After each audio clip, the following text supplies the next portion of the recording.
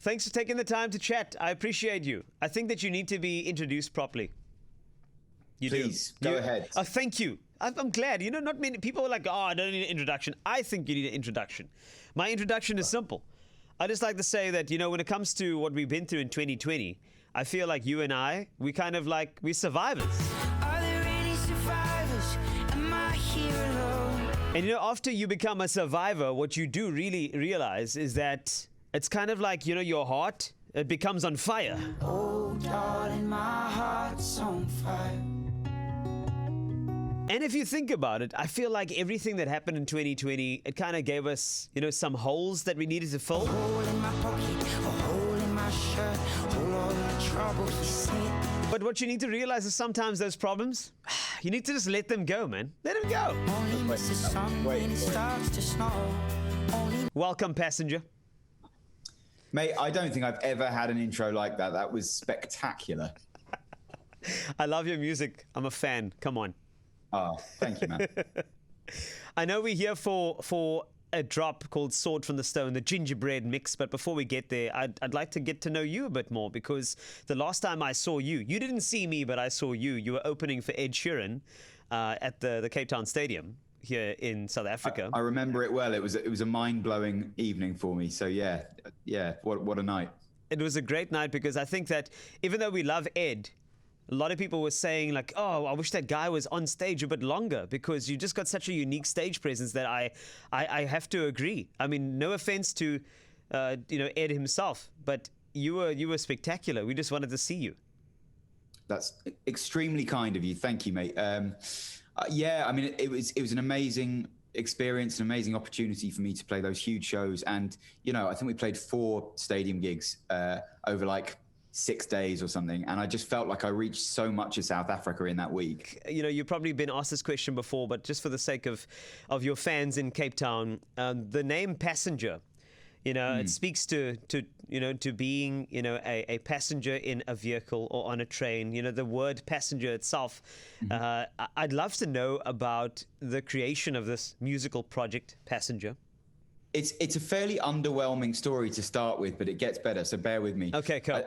Passenger was a band to start with back in like the early 1600s, and not quite that, maybe the early 2000s.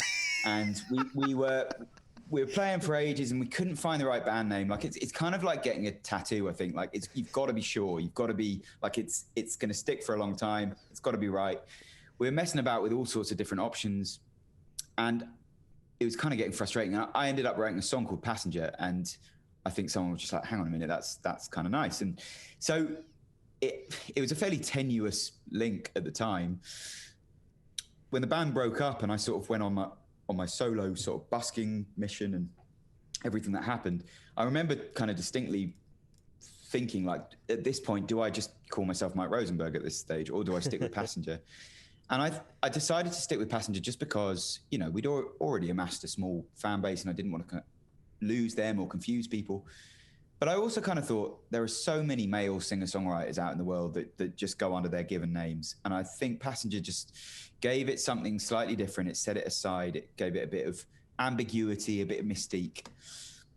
But what I love about it is that over the years, I think with all the traveling that I've done, with the way that I write music, the whole kind of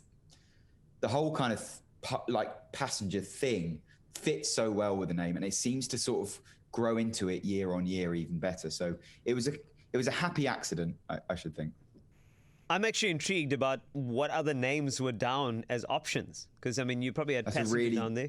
That's a really good question. I'm sure there were some absolutely dreadful ones.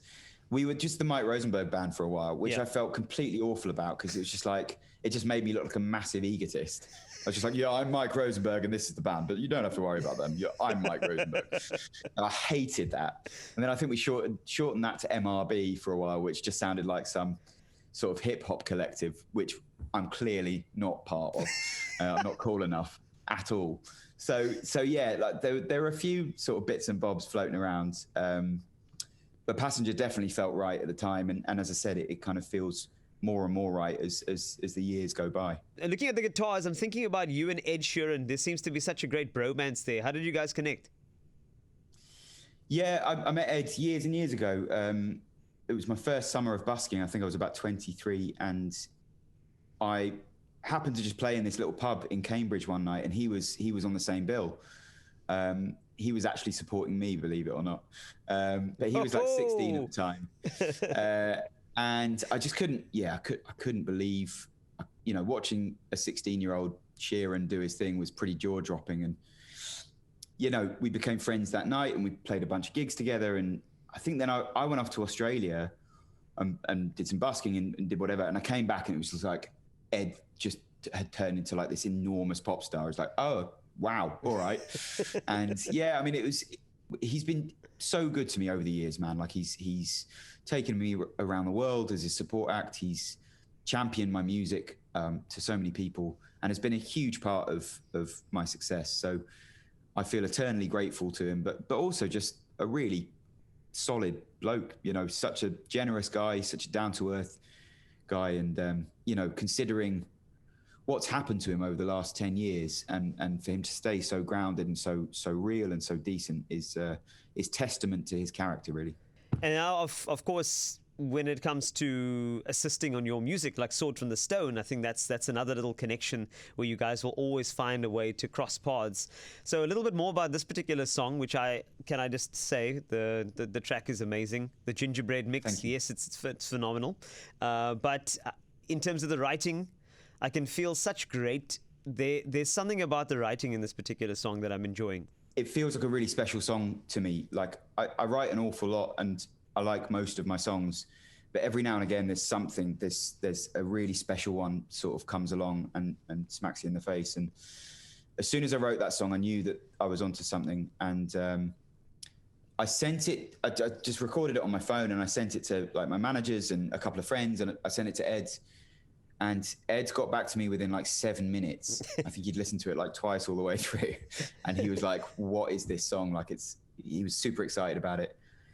And we'd always talked about collaborating in some way, whether it's songwriting or a duet or doing something together. And he was just like, mate, yeah, let me go away and create a version of this. So of course, when someone like Sheeran offers his services, you're a fool to turn it down. So yeah, he went away with his producer and created this gingerbread mix. And it is very different to the version on the album, but I love it. I think the heart and soul of the song is still very much intact. Yes. And Sheeran's he's got an amazing musical brain and an ear for pop. And I think he's just created this wonderful, exciting kind of punchy, poppy world around the song. I think it's a really beautiful, beautiful track. And as you mentioned, I heard both versions. And even though there's a gingerbread mix, it still has the same type of, as I described to you earlier, that enduring feel.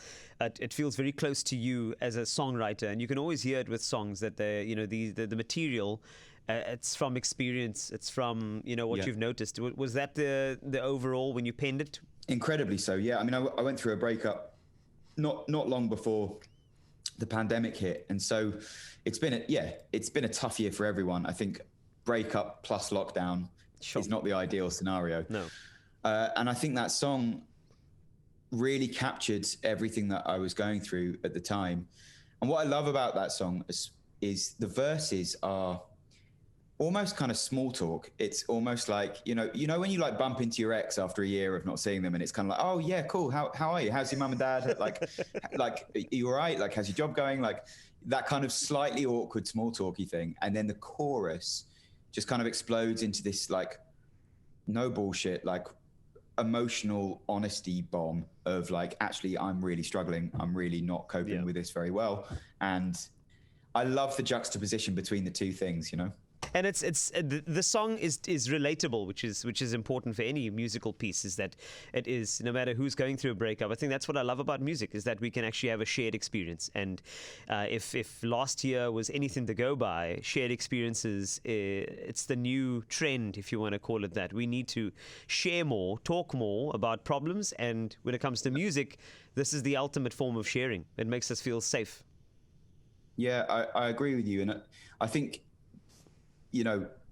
whatever your experience of the pandemic has been, breakup or not, I think this song hopefully does resonate with so many people. And then that's a really sort of unique experience here, because pretty much the whole world has gone through this together. I can't think of too many major events, you know, I'm not talking about world wars or anything like that, but like in recent years that the whole world has experienced together.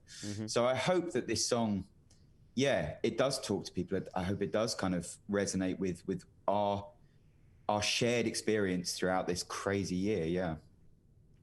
Before I play this song on the KFM Top 40 and KFM 94.5, I got two more questions for you. The first one is, and I get very excited by hearing what is on your playlist right now, because artists of your caliber, you listen to things that are sometimes not even aligned to the music that you create, and sometimes you do. So I know it's a tough one, but if you were to think about the top 3 songs that's on your playlist right now to kind of make your coffee to or jam to, what would they be? I've definitely got to mention Willow by Taylor Swift. I think it's such a great track. I just had it on repeat in my car for about 2 weeks. It was embarrassing. Like I was just like, I've got to listen to something else. But it just struck a chord with me. It's beautifully produced. I love the direction that Taylor's going in. Like, yeah. I think she's such an immense talent to go from, you know, like Nashville country to like crazy like pop stardom, and now kind of making this really classy turn into like the world of more acousticy kind of folk music. I have so much respect for her. I think it's a beautiful record, and yeah, it was definitely in my ears a lot over the last few weeks. I'm going to say Gregory Alan Isaacoff as well, who's actually the guy who came and supported me at my shows towards the end of 2019 in South Africa.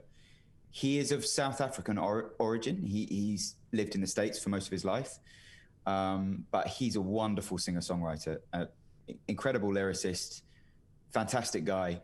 And if I had to pick one song, She Always Takes It Black, I think is a beautiful song of his. And third and final song, I'm gonna go very left field here, and something that you won't expect.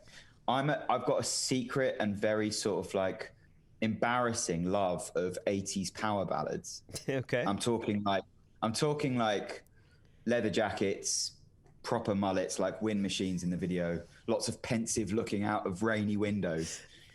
That's kind of my jam. Okay. So this is probably not sort of gonna blend well with what I've given you so far, but I'm gonna go Broken Wings by Mr. Mister.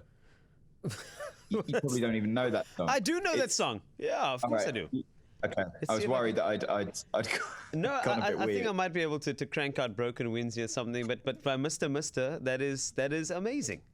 Thank you so much for your time, and you know, I'll be, you know, really just supporting this track and playing it as often as I can on KFM 94.5. And I think more people need to listen to your music. And I know after you toured here, that actually happened organically. But I mean, just keep it up, keep the music up. I know you work very hard to put these things out there. You pour your heart into it, and I can hear that. So I just want to say thank you.